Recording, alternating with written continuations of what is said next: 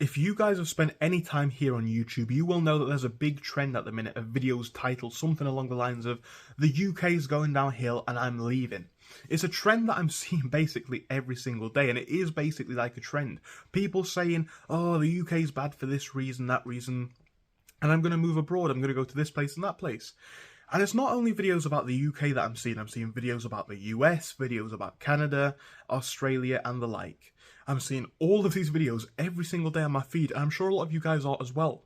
Now, just like a lot of other Western countries are experiencing at the minute, the UK is having a number of problems. We are seeing issues with the cost of a lot of things. We have seen inflation rise, and a lot of people are seeing a lot of problems. There are a lot of other problems that people are not happy with, and generally a lot of people just don't like living here at the minute. But at the same time, I think that this trend of people saying that they're going to leave the UK is something that needs to be spoken about, and I don't want to speak about the concept of leaving in this video. I'm going to be speaking on it briefly, but it's not one of these videos. I'm not filming one of these videos saying that I'm going to leave. I'm going to be shedding some light on this topic. Now, I did this about 12 months ago, I believe it will be now, where I spoke about how a lot of people are leaving rich Western countries in the pursuit of cheaper lifestyles and more sunshine. And if I ever was to leave the UK, that would probably be the reason. I'd be looking for a place that's a lot more sunny, a place that's a lot more warm, and stuff like that.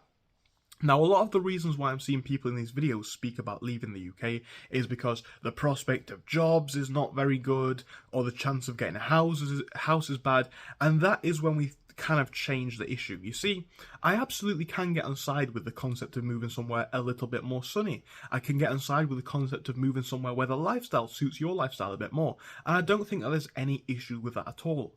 But it seems like we're seeing a bit of a trend here on the internet with people, hating on the UK.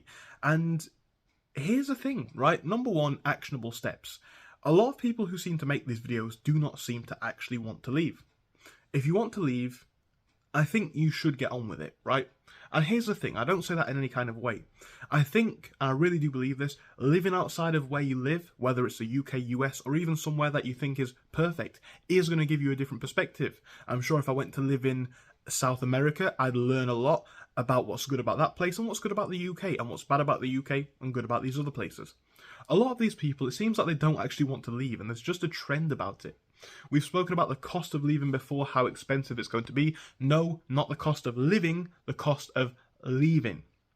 We spoke about the fact that a lot of people fail to acknowledge that you're going to need an online income or a good paying job in these places.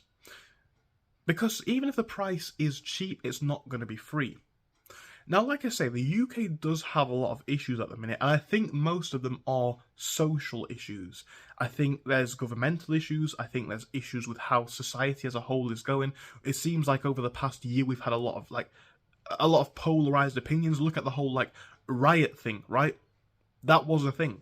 So I'm not going to say it's a perfect place to live, but at the same time, the concept of migration does tie into this video very, very perfectly, because think about this.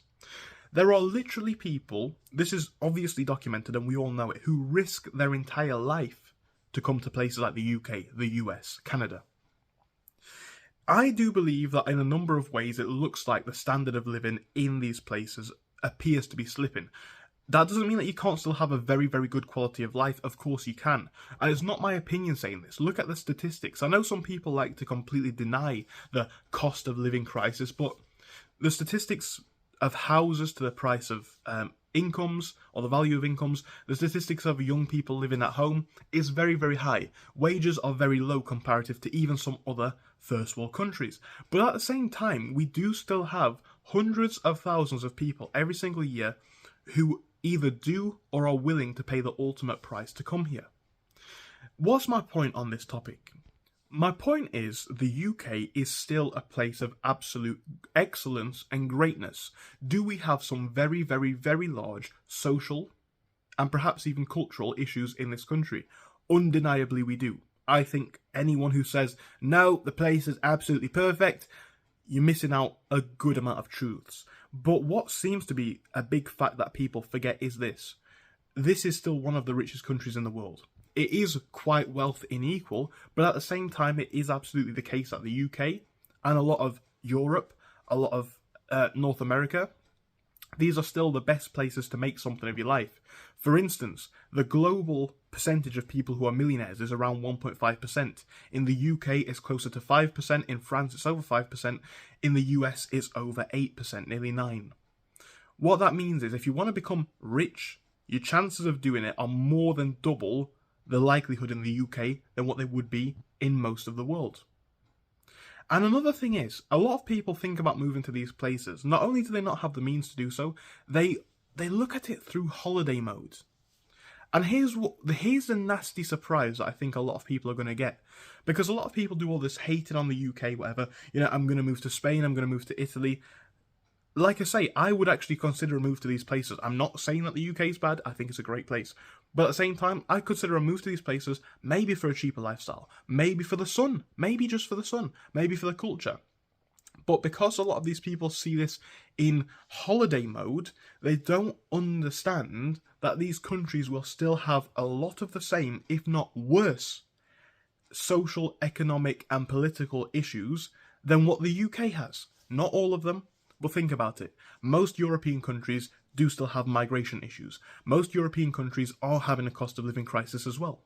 Most European countries are seeing a lack of housing. Now, not all. Some are obviously going to be better than others.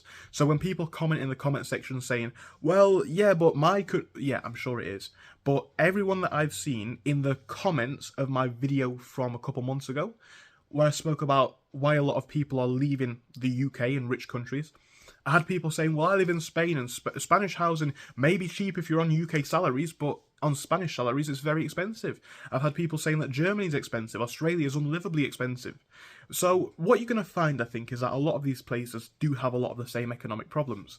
And the reason why you may think that they don't is because you're coming there with an English perspective and an English income, which in itself is privileged. Now, I'm not saying that this doesn't make it worth it. Like I say, a lot of you guys will find better lives abroad.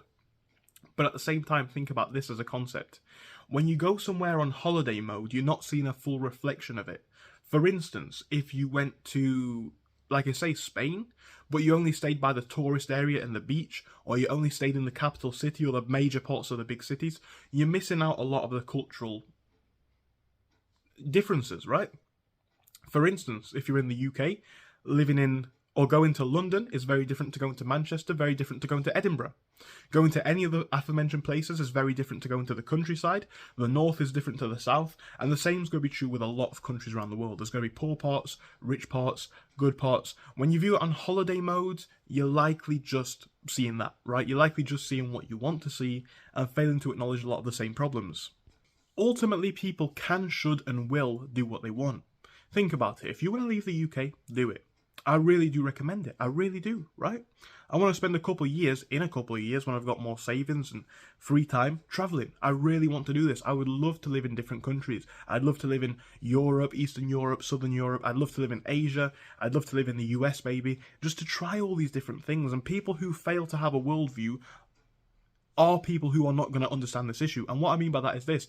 It seems like this is a topic where no one has a comprehensive view. We have the people who have the small island view, in the sense that, like, yeah, UK, best country in the world, not an issue. There's nothing bad about it. Then we have the other sorts of people who, oh, UK, small country, terrible place to live. And the actual truth is somewhere in the middle. Like I say, if you go live in a different place, even if it's just for a year, even if you hate it, then come home, you will learn a lot. Even if you go for 6 months, a couple months alone, you'll learn something. So I'm not saying that anyone shouldn't. And my point is, whilst all of this can be recommended and will provide a very, very interesting experience, a lot of people look at this in the holiday perspective. A lot of people see this as the life that you can live, in theory, if you earn pounds or dollars. A lot of people see it as if you stay in the certain resorts or areas of town, they don't think about how it looks outside of these areas. And of course, if you make money online, you don't necessarily have to worry. But if you've got no transferable businesses or skills, you're not going to be any better off financially. You may like the culture more, in which case, again, that is a solid reason to move. But my point is, people make these videos, they make these analysis points, whilst not necessarily understanding the full climate of the place that they'd be going. All of these countries are going to have their own issues and problems and challenges, which is not to be unexpected. It seems to be just a fact of life. But yeah, again, I see all of these videos complaining, and yeah, there are some very valid points as to why quality of life in certain places is in some ways going down, why it's becoming harder, why it's becoming more expensive. And again, there is this now concept of a mass exodus of lots of these countries. But if you are going to be thinking about moving somewhere else, make sure that the lifestyle that you can afford is going to be something that you'll see comparable, if not better, to where you are now. Make sure that you're going for the right reasons, make sure that you understand the language, the culture, and you have the skills and savings to allow you to maximize your potential in these places. I feel like a lot of these people speak it up as a concept, but they've not done any of the groundwork to get them going. And I've said this before, I don't necessarily know whether I'd want to move long term or not, but I will say this, I still need to have the groundwork to be able to. Like online incomes, like savings, like tangible assets and skills that will be valuable not just here in the UK but around the world, just in case something does happen where you'll want to move, need to move, choose to move. It may just change. So it's never a bad thing to have your horizons open, but you're going to need skills, you're going to need money, and you're going to need patience. And you may realise that this was the right move for you. But at the same time, you may realise that what you were trying to escape was not actually as bad as you may have thought. And I think I'll leave it there. What's your opinions on this topic? Because I see a lot of stuff on this online, as I said. And I'm sure you guys, as always, will have some very interesting perspectives. Do let me know. Thank you, and I'll see you again.